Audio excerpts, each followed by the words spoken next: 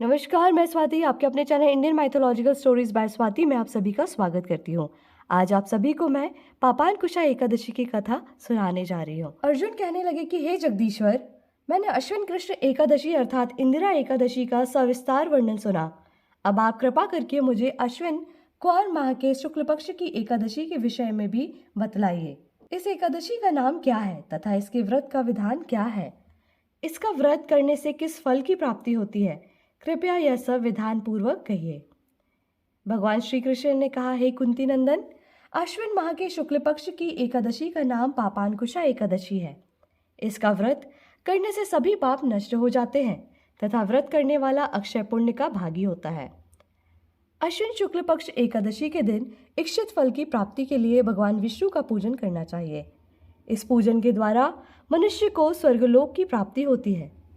हे अर्जुन, जो मनुष्य कठिन तपस्याओं के द्वारा फल की प्राप्ति करते हैं, वह फल इस एकादशी के दिन क्षीर सागर में शेषनाग पर शयन करने वाले भगवान विष्णु को नमस्कार कर देने से मिल जाता है और मनुष्य को यम के दुख नहीं भोगने पड़ते। मनुष्य को पापों से बचने का दृढ़ संकल्प करना चाहिए। भगवान विष्णु का ध्यान स्मरण किसी भी रूप में सुखदायक और पापनाशक है, परंतु पापानकुशा एकादशी के दिन प्रभु का स्मरण कीर्तन सभी क्लेशों व पापों का शमन कर देता है। अब हम बढ़ते हैं व्रत कथा की ओर। प्राचीन समय में विंध्य पर्वत पर क्रोधन नामक एक बहेलिया रहता था। वह बड़ा क्रूर था। उसका सारा जीवन हिंसा, लूटपाट, मद्यपान और गलत संगति पाप कर्मों में बीतता था।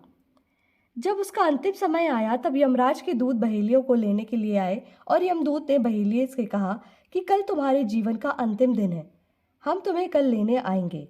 यह बात सुनकर बहेलिया बहुत भयभीत हो गया और महर्षि अंगीरा के आश्रम में गया और महर्षि अंगीरा के चरणों पर गिरकर प्रार्थना करने लगा कि हे ऋषिवर, मैंने जीवन भर पाप कर्म ही किए हैं। कृपया कर मुझे कोई ऐसा उपाय बताएं जिससे मेरे सारे पाप मिट जाएं और मोक्ष की प्राप्ति हो जाए। उसके निवेदन पर महर्षि अंगीरा ने उसे अश्विन शुक्ल की पापानकुशा एकादशी का विधि पूर्वक व्रत करने को कहा। महर्षि अंगीरा के कहे अनुसार उस बहेलिये ने इस व्रत को किया और सारे पापों से छुटकारा पा लिया और इस व्रत पूजन के बल से भगवान की कृपा से वह विष्णु लोक को गया। जब यमराज के यमदूत ने इस चमत्कार को देखा तो वह बहेलिया को बिना लिए ही यमलोक वापस लौट गए। बोली श्री कृष्ण भगवान की जय। बोली श्री हरि विष्णु भगवान की जय।